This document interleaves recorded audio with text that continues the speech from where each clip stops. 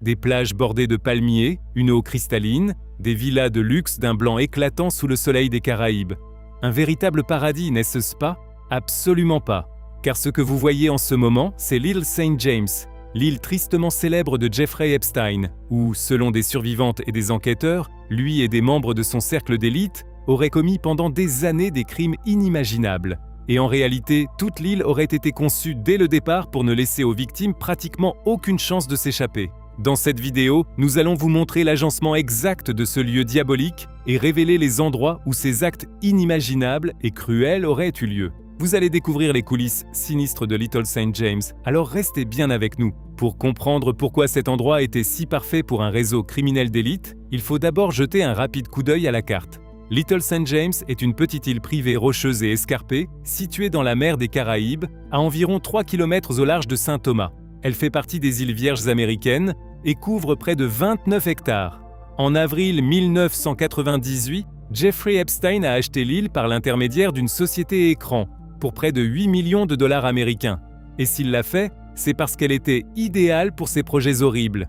Little St. James est rapidement accessible en bateau ou en hélicoptère, mais elle est en même temps suffisamment isolée pour que personne ne puisse la quitter à la nage. Juste après l'achat, Jeffrey Epstein a commencé à réaménager l'île. Plus précisément, il l'a divisée en 3 zones, pensées pour maintenir strictement séparés les invités, le personnel d'entretien, et surtout, les nombreuses jeunes femmes qui arrivaient sur l'île, ou plus exactement, les victimes. Nous allons donc maintenant vous présenter ces 3 zones. Commençons par la première zone, la partie nord de l'île, là où étaient reçues certaines des personnes les plus puissantes du monde. Le centre de cette zone était la maison principale, une gigantesque demeure de style colonial caribéen, peinte en jaune pâle avec des volets bleu vif. Elle se dressait sur le point le plus élevé de la moitié nord de l'île et possédait une immense véranda qui offrait aux invités une vue spectaculaire sur l'île et l'océan. Juste derrière se trouvait un vaste complexe de piscines, avec 4 cabanes de luxe, c'est-à-dire de petites maisons d'hôtes situées juste à côté de la piscine. Mais derrière, ou plutôt sous ce décor magnifique, se cachèrent des portes en acier et des escaliers dissimulés qui menaient à des niveaux inférieurs, souterrains. Et bien sûr, ce n'était pas un hasard. Cette architecture aurait permis de faire descendre des invités dans les niveaux inférieurs sans être vus, pendant que les invités célèbres, à l'étage, près de la piscine, pouvaient prétendre ne se douter de rien. Comme nous le savons aujourd'hui grâce aux Epstein Files, des personnalités comme l'ancien président Bill Clinton, l'ancien prince britannique Andrew, l'astrophysicien Stephen Hawking, le cofondateur de Google Sergey Brin, ainsi que de nombreux autres milliardaires et hommes politiques ont participé à des fêtes à cet endroit. Grâce à l'architecture de la première zone, chacun pouvait avoir la certitude de ne pas être dérangé ni observé. Et en même temps, ceux qui le voulaient pouvaient disparaître rapidement et discrètement dans les coulisses pour profiter de certains services. Si la première zone était en quelque sorte la scène de l'île, la deuxième zone, située au centre, peut être décrite comme son moteur. Ce qui peut sembler banal au premier abord, était en réalité la principale raison pour laquelle Jeffrey Epstein a pu faire fonctionner son île pendant si longtemps sans être inquiété. Il n'y avait aucune source d'eau douce sur Little St. James et aucun câble électrique ne la reliait au continent. En principe, le milliardaire aurait donc dû faire venir sans cesse des équipes de maintenance extérieure pour maintenir l'île en état de marche. Et cela, bien sûr, aurait augmenté le risque que quelqu'un remarque par hasard les choses terribles qui se passaient sur Little St. James et les signale. Grâce à la deuxième zone, Jeffrey Epstein a donc rendu son île presque totalement autonome. Au centre de l'île se trouvaient d'immenses générateurs diesel pour l'électricité, des espaces de stockage, des engins de chantier et une énorme usine de dessalement d'eau de mer pour produire de l'eau potable.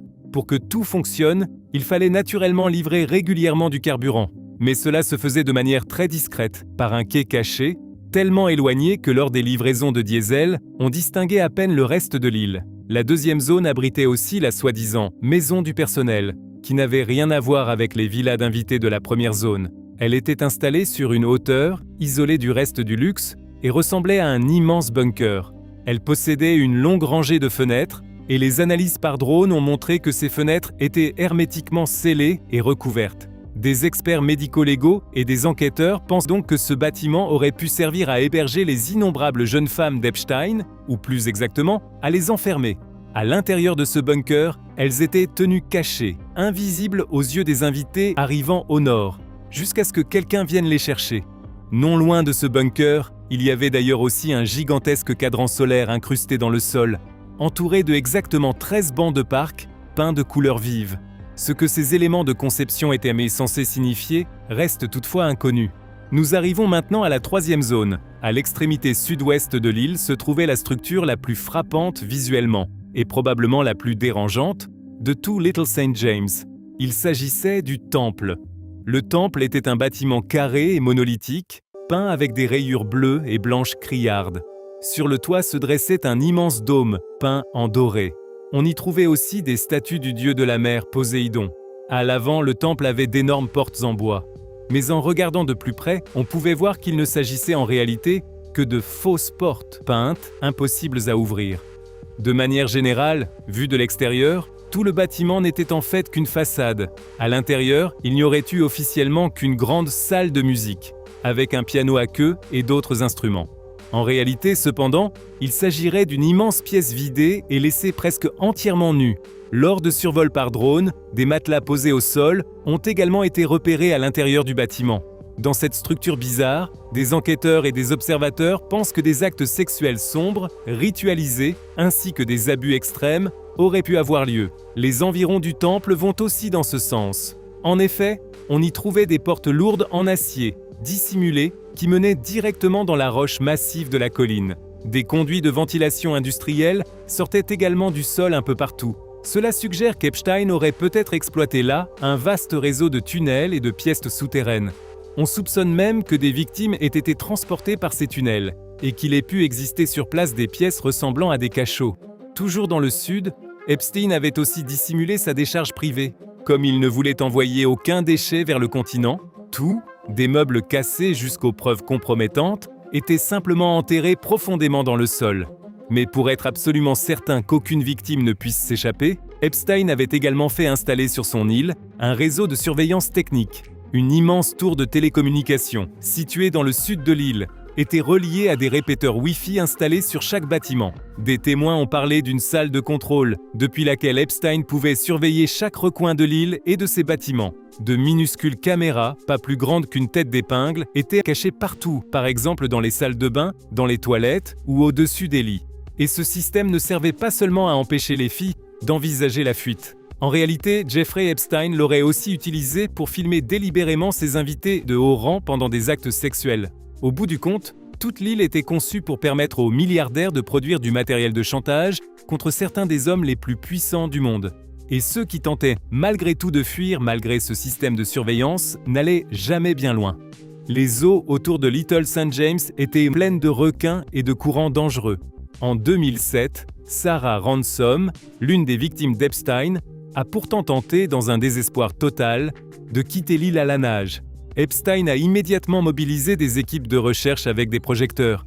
Sarah Ransom a été sortie de l'eau, ramenée de force sur l'île, puis soumise à des punitions brutales et à des privations de nourriture par la complice d'Epstein, Ghislaine Maxwell. D'ailleurs, Ghislaine Maxwell, aux côtés de Jeffrey Epstein lui-même, a joué un rôle majeur dans le fait que l'île ait pu fonctionner aussi bien pendant des années.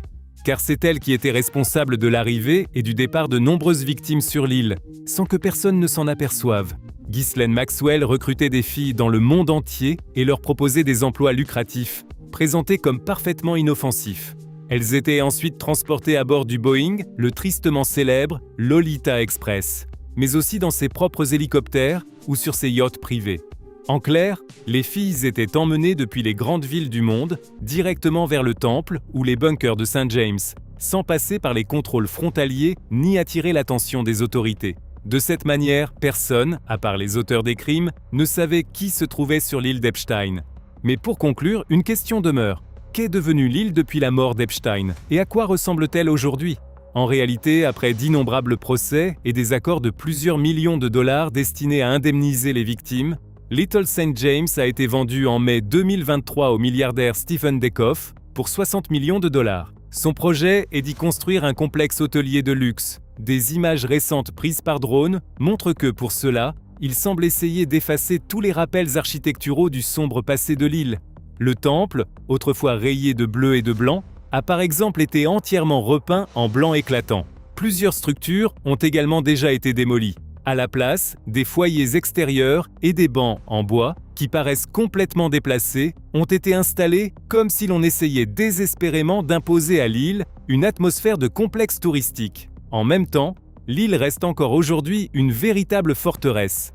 Des chiens de garde et du personnel de sécurité patrouillant partout. Reste à savoir si un paisible complexe de luxe pourra vraiment voir le jour ici, et surtout, qui voudrait un jour s'y rendre, compte tenu de l'histoire atroce de cette île. Et vous, qu'est-ce qui vous a le plus choqué ou surpris à propos de l'île d'Epstein ? Écrivez-le en commentaire. Salut et à la prochaine.